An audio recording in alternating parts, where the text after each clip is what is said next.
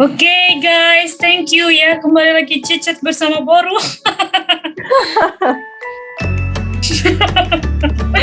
Malu aku sebenarnya. Ini namanya dengan bintang tamu kita bersama Chris Mona. Hai guys. Oke, jadi topik sekarang ini malam Saturday night kita akan membahas tentang kisah Chris Mona, mulai dari dia itu kisah-kisahnya udah tamat terus langsung dapat kerja. Yang tahu kan? Ya karena ini kan booming video untuk 1 juta. Ini nih kisahnya Chris Mona ini sampai bisa kerja di sekarang perusahaan Cina itu menurutku sangat menginspirasi ya. Karena apa? Karena tiba-tiba nih waktu kuliah di semester 8 udah mau tamat, ada yang ngechat aku, "Kau boleh ke rumah nggak?" gitu katanya kan. Terus habis itu aku sebenarnya nggak tahu sih ada apa ya, Terus kenapa pada saat itu kamu tiba-tiba datang ke kosku untuk latihan bahasa Mandarin? Karena gimana ya Nel ya, kita 4 tahun semenjak kuliah gitu ya. Kayaknya 4 tahun itu lu itu teman struggle gue, tau gak?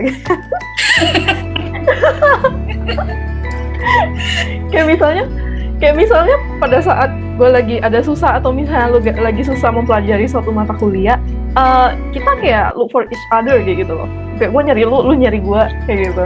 Kita kayak saling membantu. Jadi kayak apa ya, teman ibaratnya udah Nasib. apa ya, susah-susah bareng senasib gitu ya, susah-susah bareng gitu. Jadi kayak pertama kali pas dapat panggilan interview itu yang kepikiran itu elu. Sebelum masa periode tanggal sidang itu udah fix ya, sebelum tanggal sidangnya itu udah keluar pengumumannya, kita kayaknya sempat ke satu restoran gitu ya, lagi ngobrol-ngobrol gitu kan. Kayak aku rada lupa itu ke restoran mana. Terus tiba-tiba ditunjukin kan advertisement dari lowongan kerja gitu ya, lagi buka loker. Itu seingat aku sih ditunjukin sama Winnie ya, teman kita, ada satu teman kita namanya Winnie. Nah ditunjukin sama dia. Sampai lupa loh. Terus? Iya. Nah, terus ditunjukin kan, itu ada lowongan kerja kayak gini, kemudian benefitnya kayak gini, pelajarinya apa gitu. Terus kayak sekilas aku tertarik karena di sananya itu ada requirement-nya itu, salah satu requirement-nya itu bisa bahasa Mandarin. Dan aku walaupun pada saat itu nggak lancar-lancar banget Mandarin, tapi aku tertarik gitu buat belajar. That's why ya udah kayak cobain aja kan, aku masukin tune in CV aja kayak gitu, aku tune in CV aja. Tapi tiba-tiba minggunya pada saat kita lagi mau belajar sidang juga sih waktu itu ya, nah itu kan dipanggil kan, langsung lah aku telepon Nella kan kemarin tuh kepikiran apa, aduh gila nih mau sidang gitu, udah nggak kepikiran lagi ya, pikirannya pengen kerja gitu, pengen kerja di sini, pengen nyoba. Kayaknya ini nggak tahu ya, kebanyakan anak perantauan ada pikiran kayak gitu nggak sih? Kayak kita sebagai anak perantauan, kita merantau ke suatu tempat, kuliah terutama gitu ya. Kuliah itu kan sebenarnya kita juga butuh uang, dan uang itu dikeluarkan oleh orang tua kita buat kita gitu kan. Kepikiran nggak sih, kalau sebagai anak perantau, lu pasti ngerti gue deh, lu pasti kayak kepikir, aku pengen cepat lulus, pengen cepat kerja, pengen cepat kalau bisa nyari uang sendiri, bisa mandiri gitu kan. Kalau memungkinkan pun aku pengen bantu orang tua, kayak pengen bantu kayak keluarga sendiri gitu loh. Jadi kayak kita tuh pengen mandiri, kita tuh nggak pengen kayak terus membebani orang lain gitu, walaupun itu keluarga kita gitu ya. Sebuah teman kita ini guys. Nah, wawancara kamu ini kan dalam bahasa Mandarin guys. Kamu sendiri di rumah pakai bahasa Mandarin apa dari mana sih kamu bisa kayak tahu speakingnya, writingnya?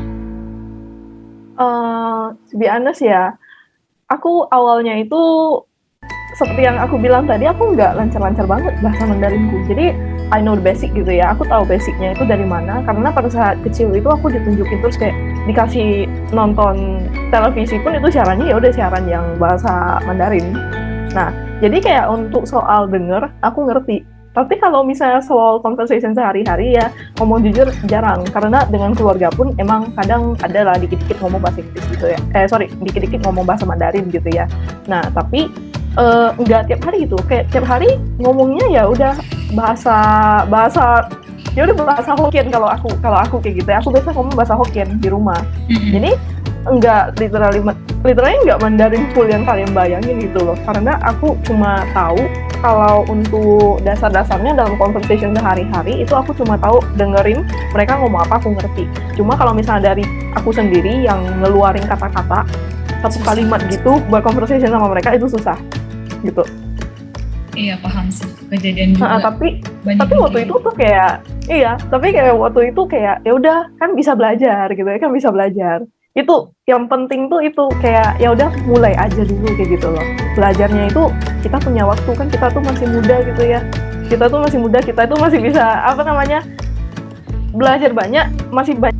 Tapi memang mereka nggak ada requirement-nya, Chris. Kayak HSK berapa kan kalau bahasa Mandarin, emang pada saat itu kamu punya kayak certification gitu. Aku nggak punya. Gila. Aku nggak punya sertifikasi sama sekali pada saat itu. Kayak yang bahasa Mandarin gitu kan biasa butuh HSK gitu ya. Iya. Aku nggak punya HSK sama sekali. Dan juga itu kan ya. Lucu nih guys, ini BTW nih HRD sekarang di HRD di perusahaannya dia selalu mencantumkan harus ada HSK. Gila, Chris baru tahu nih, dia sendiri yang cantumin guys. Dia HRD mau ngerekrut orang pakai mesti ada certification ya. Ya namanya juga kayak startup gitu ya. Jadi kayak startup di Indo kan itu kayak masih baru. Jadi awal-awal mungkin nggak tahu butuh requirement apa aja. Ya udah kalau bisa Mandarin ya gitu ya. Asalkan bisa denger, bisa nulis, bisa apa kayak gitu. Soalnya nulis aku sebenarnya nggak jago-jago juga, tapi aku bisa ngetik gitu loh. Jadi kayak ya udah mungkin dari pihak apanya nggak memikirkan requirement mereka gimana. Itu kan kayak rekrutmen pertama mereka, batch pertama banget gitu ya. Jadi requirement-nya nggak tertulis detail, cuma tulis bisa bahasa Mandarin doang. Jadi kayak aku pergunakan juga kayak kesempatannya gitu kan nggak ditulis batch pertama ya. Iya kan nggak ditulis kan HSK berapa gitu kan. Jadi kayak oh ya udah karena nggak nulis ya udah gue beraniin diri aja walaupun gue nggak punya kayak sertifikat HSK gitu. Ya udah nungguin di Starbucks gitu kan. Baru interview lah sama bosnya kayak gitu. Harusnya kan yang interview aku itu 2 orang, tapi 1 orangnya itu karena lagi berhalangan, akhirnya satunya lagi yang datang interview aku kayak gitu loh. Nah jadi ya sesi interviewnya itu ibaratnya aku sebenarnya aku gugup banget sih waktu itu, gugup banget. Jadi interviewnya itu kayak kebanyakan kayak bosnya itu ngomong kayak ngobrol-ngobrol gitu kan. Terus aku dengerin, terus dia bilang, sejauh ini aku ngobrol, kamu ngerti nggak apa yang aku obrolin? Terus aku bilang, ngerti.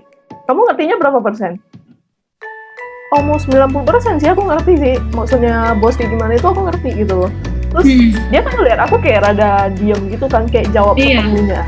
Aku kan kayak gugup banget, gak tahu mau ngomong apa gitu. Iya. Ya udah berusaha aja gitu. Aku kayak berusaha kayak kalau misalnya ada informasi yang perlu aku sampaikan, aku usaha ngomong aja gitu. Terus dia kayak ngeliat aku diem banget, terus dia ya udah dia nanyain tadi gitu, kamu mengertinya berapa persen? 90% aku ngerti sih maksudnya gitu. Terus dia kayak 90% ya, gitu. Terus kayak orang China langsung guys. Ya orang China-nya langsung. That's why aku gugup gitu loh, takut salah ngomong atau gimana gitu kan.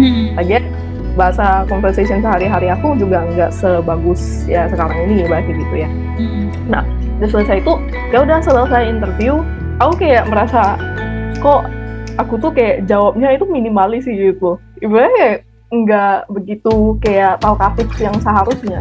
Jadi kayak aduh, kayaknya gagal di interview gua. Aku langsung mikir kayak gitu. Terus kayak hatinya kayak terasa, tapi udah terasa kayak lega gitu karena ya udah aku udah jalanin interview, aku udah ngelain gitu. Terus tiba-tiba pada saat ngobrol sama temanku, apa ya, WeChat aku berbunyi gitu kan. Itu ternyata ada chat dari bos yang bos yang headhunter tadi. Di hari itu juga, Chris? Iya, literally hari itu juga. My God, ini kayaknya super fast ya. Belum graduate, belum sidang, udah dapat kerja, dikasih tahu lagi di hari itu. Dia ngomong kan, terus dia ngomong kan gitu kan, selamat ya kamu keterima dalam posisi ini kayak bla gitu kan. Terus aku kayak sejenak kayak ngeblank gitu loh, apa yang terjadi? Kayak aku proses gitu kan. Ini maksudnya keterima, seriusan keterima? Ya aku nggak percaya juga gitu loh. Terus temen gue kayak, congrats ya kayak gitu, kayak seneng nggak sih? Seneng nggak sih kayak ada dapat berita, seneng banget gitu ya, kayak excited banget gitu. Terus ada yang dibanggain tuh, nggak sia-sia, apalagi besok mau sidang kan Chris. Iya, agak sia-sia gitu kan, biar semangat sidang juga. Kamu masuk kerjanya kapan? Nah, waktu itu sih karena mereka lagi butuh arjen, jadi aku ingat banget itu pada saat Juni gitu ya, akhir Juni banget, aku harus sidang, selesai sidang ada kalau misalnya kayak ada revisi, kalau misalnya ada revisi kan butuh kayak 2-3 hari gitu kan. Nah, 1 Julinya harus langsung kerja, gitu. Jadi, Dan aku itu literally- training dulu kan di SK Chris. Iya. Nah, ini lucunya kayak gini, berarti aku dari Bandung ke Jakarta, selesai interview balik ke Bandung, besoknya aku sidang, selesai sidang aku revisi minor gitu kan, 2-3 hari udah selesai, aku kumpulin, aku balik kampung dulu, karena kata mamaku dia rindu kan, jadi setidaknya sebelum kamu kerja ya udah balik dulu, Bener dulu sih. seminggu gitu kan, sempat 1 minggu, balik 1 minggu terus udah selesai, itu berarti dari Riau berangkat lagi ke Jakarta gitu ya, selesai berangkat ke Jakarta langsung terbang ke Singapura pada tanggal 2-nya. Shock gak sih? Inilah fresh graduate yang sangat produktif pemirsa. Itu super fast sih Chris, super Iya. fast, kayak kamu revisi kamu balik, kayak semua harus kamu handle gitu. Tapi gimana ya, tapi itu semua berkat sih menurutku, kayak orang itu nyari kerjaan susah loh, kayak sampai 1 tahun itu di Jakarta normal, dan kamu bahkan sebelum kamu graduate, peresmiannya kamu udah dapat, berarti Tuhan sayang banget tuh sama kamu, alias memang ini udah kayak direncanain gitu loh buat kamu guys. Iya, bersyukur banget pada saat itu karena bisa dapat kerjaannya langsung kayak gitu ya. Soalnya kepikiran pengen cepat lulus, pengen cepat kayak bisa cari uang sendiri, bisa mandiri kayak gitu ya. Hal yang lucu itu pada saat sebelum gue interview juga masih ingat kita pas makan di restoran, kalian sempat ngomong gak sih, Chris, ini jangan-jangan scam, penipu gak sih? masih ku ingat itu karena ya namanya juga baru kan, kita nggak dapat exposure gitu loh mengenai kayak Iya, bener-bener. detailnya apa. Tentu kan itu pertanyaan kan. Iya, startup juga kayak gitu kan. Terus kayak kalian pada khawatir gitu, Chris jangan-jangan ini scam gak sih? Masa kayak apa ya? Dia kan emang gajinya gede gitu, tapi kan kayak belum ada ya. Kita cari di internet belum ada kayak gitu kan. Terus aku kayak sempat cari susah di emang dia dari tracknya. Singapura. Iya, susah di tracknya kayak gitu kan. Terus aku jadi kayak ragu-ragu awalnya kayak gitu. Terus akhirnya kayak cari beberapa informasi, oh ternyata bukan scam. Akhirnya baru berani interview pergi gitu. Cuma lucu aja kayak teman-temanku pada khawatir semua. Iya, benar. Nah, jadi kalau misalnya kita lanjut, sekarang kamu berarti dari HR trainer sekarang jadi apa guys? Udah berapa tahun BTW? Mulai dari tahun 2019 kan itu? Berarti udah 2 tahun kerja sih, udah full 2 tahun lebih gitu. 2 tahun lebih itu kamu dari HR trainer ke HRD ya? Awalnya sih aku training ke Singapura itu jadi HR trainer gitu ya, jadi kesana itu buat ngajarin karyawan baru yang masuk ke perusahaanku gitu ya. Nah, pas belajar di sana ya gitu, maksudnya sistem pace-nya di Singapura ya cepet banget ya dibandingkan Jakarta juga. Cepet banget. Jadi kayak awal-awal belajar di sana emang sih kayak harus adaptasi gitu kan, dan kesehatanku juga nggak begitu baik pada saat datang ke Singapura, sempat demam, sempat sakit, turun sampai 6 kilo. Tapi untungnya masih survive gitu ya di sana. Kemudian udah selesai training. Soalnya di sana itu full mereka harus ngomong Mandarin. Bayangkan ya kalau aku conversation-nya itu nggak begitu bagus dan aku harus ngomong full Mandarin di sana. Tapi ini efektif banget ya. Aku merasa kalau misalnya kita pengen belajar Mandarin, mungkin kita bisa ke satu negara gitu ya, atau mungkin satu tempat yang tempatnya itu lingkungannya benar-benar orang yang ngomong Mandarin gitu. Jadi bahasa apapun sih selain Mandarin sebenarnya kita kalau dikondisikan pada lingkungan tersebut, mau survive gitu ya, terpaksa kita ngomong. Harus mikir, kalau nggak tahu juga kata exactly words-nya ya kamu kayak cari substitute si words-nya gitu. Jadi kayak conversation always keep going. Bener, nggak ada yang bakal ngetawain kamu gitu kan, nggak ada yang bakal ketawain kok. Mereka tahu kan emang bahasa asli kita kan emang bukan Mandarin gitu, tapi kalau misalnya kita berusaha ngomong ya mereka ngehargain kita kayak gitu. Jadi nggak usah malu-malu ngomong Mandarin atau bahasa Inggris kayak gitu, meskipun ya nggak lancar-lancar amat gitu kan. Nah, akhirnya belajar di sana lumayan sih, belajar banyak sih. Itu sebulan kemudian gitu ya, sebulan kemudian aku balik ke Indo, selesai training dari sana, balik ke Indo, kemudian kerja sebagai HR trainer. Itu selama sekitar 6 bulan gitu ya. Awal Januari aku posisiku jadi HR eksekutif gitu sampai sekarang. Guys, 6 bulan guys. Langsung HR eksekutif. Tapi gila sih ini Chris. Kayak aku bilang sebagai fresh graduate, kamu cepat dan bisa dibilang gajinya nggak main-main, Bu. Kita nggak usah sebut nominalnya, tapi gajinya nggak main-main, oke guys. Dan itu allowance yang kamu dapatkan juga mereka kasih kan, Chris. Kayak apa kamu dikasih allowance transport, apalagi Chris? Waktu awal-awal itu ada allowance transport, kemudian juga tempat tinggal gitu ya, sama allowance makan gitu, sama ada apa ya? Itu asuransi kesehatan ada sih. Tapi ya memang aku bilang allowance-nya udah komplit lah. Pokoknya dari segi gaji segala macam pasti itu begini kan, Chris? Iya, termasuk yang lumayan oke sih. Iya, beginilah dari standar di Jakarta aku bilang begini. Tapi apa the most challenging things yang kamu hadapi itu di dunia pekerjaan yang kamu sekarang ya kan perusahaan Cina yang kayak orang tahu, waduh gila nih banyak banget kerjaannya atau gimana? Menurutmu gimana tuh? Oke, challenge-nya ya maksudnya gitu ya? Iya, selama kamu kerja. Selama kerja sih kayak gini ya, jadi lebih ke sistem kerja sih. Kita kayak harus harus beradaptasi dengan cara kerjanya orang dari China gitu. Ya sebenarnya ke perusahaan manapun cara kerja, sistem kerja mereka itu bakal berbeda-beda. Mungkin aja kamu ke perusahaan A, sistem kerjanya kayak gini, perusahaan B berbeda lagi, walaupun di negara yang sama gitu ya. Nah, apalagi ini yang kayak beda negara orangnya kayak gitu loh. Jadi kalau yang dari China, prinsip kerja mereka ya bisa dibilang lembur itu hal yang biasa gitu. Lembur itu hal yang biasa. Jadi kamu itu biasa dikasih kerjanya itu jam 9 sampai jam 5 atau jam 6, misalnya jam 9 sampai jam 6 sore gitu ya. Nah, tapi sometimes kamu harus standby kayak gitu. Kamu harus standby untuk kayak perintilan yang bakal nongol nanti misalnya jam 9 malam tiba-tiba ada yang nelpon minta data apa, itu harus kamu standby kayak gitu loh. Jadi aku literally kayak buka laptop bisa lebih dari 12 jam. Oh, 12 jam. Kalau 24 jam aku nggak tidur. Oh iya, benar juga.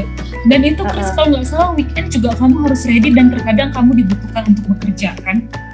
Iya. Karena sebenarnya sekarang juga kayak awal-awal itu paling hektik. Kenapa? Karena itu kan kita namanya juga nge-build gitu ya, dari back office nge-build sampai sampai ke karyawan yang ada di lapangan gitu.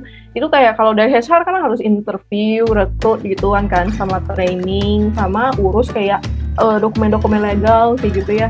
Nah, jadi bisa dibilang sangat hektik sih gitu ya, Jadi kalau kita awal-awal emang cuma 3 atau 4 orang gitu ya. Kita cuma ada 4 orang, terus kayak kerjanya itu juga kita pembagiannya sih balance ya gitu ya, balance. Iya.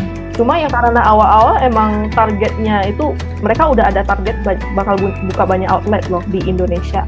Jadi merekanya itu udah ada perencanaannya. Ini positifnya itu apa? Mereka perencanaannya itu terstruktur gitu kan. Jadi kita udah tahu kita harus gimana.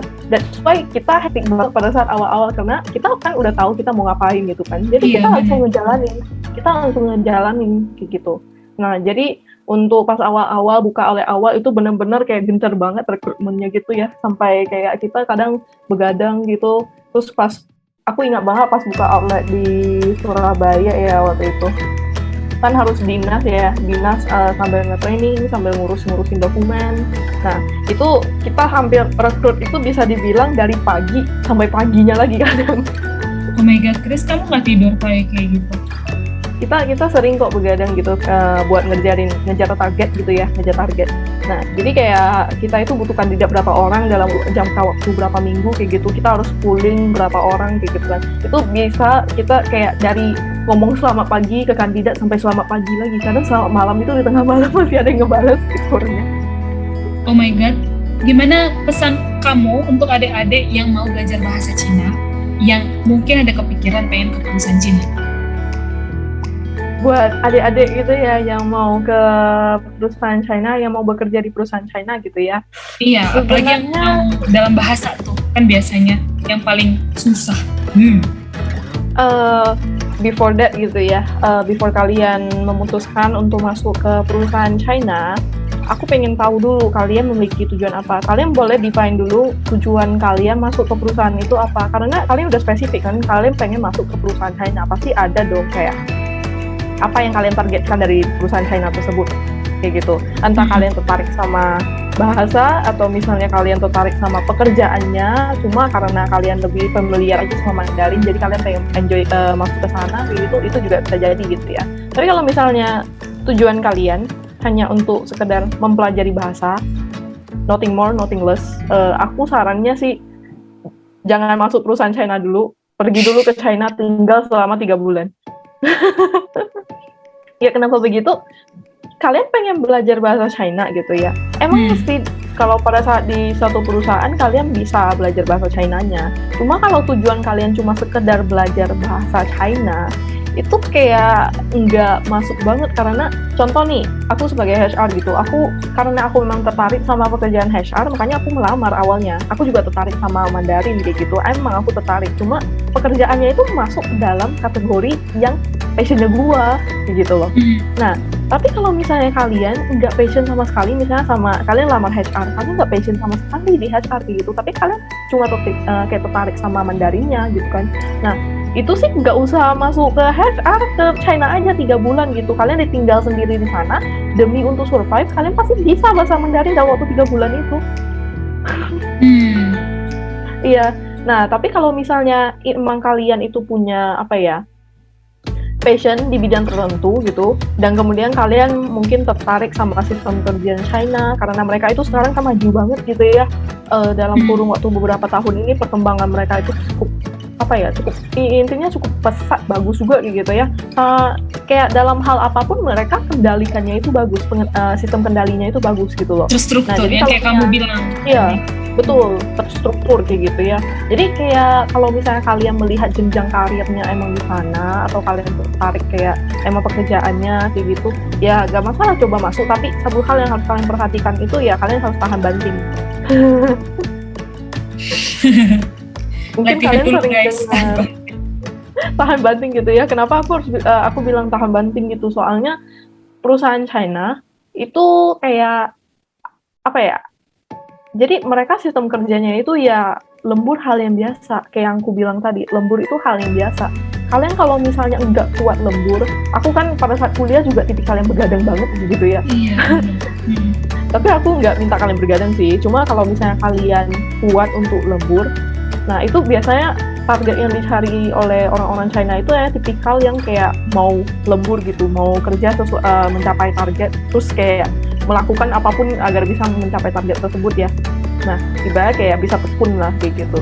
Jadi aku pengen sih kalau misalnya mau masuk itu jaga stamina kalian dulu lah. Kalian coba latih stamina kalian dulu gitu. Ada pesan dalam bahasa Mandarin, Chris, yang bisa disaksikan warga berbahasa Mandarin, Chris?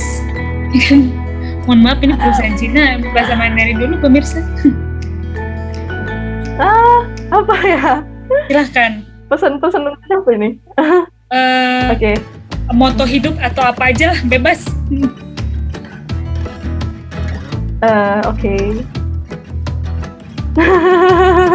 Sebagai pesan terakhir nih, sebelum kita minggat. OK， 观众朋友们，其实呢，你们如果要取得一个工作呢，可以说是一件简单，但是也不是一件很简单的事。所以呢，如果有机会的话呢，你们就要好好的把握。然后，掌握了这个机会的时候呢，你得到了这个机会的时候，你要好好把握。之后，如果得到了这个好的成绩的话呢，你们就是要一直坚持着，为了你们的未来一直的发展。这样子，谢谢。Ya, mau divideoin. Ya udah deh. Makasih Sasya. Sasya Bunda Chris. Oh, sama Bunda Nela.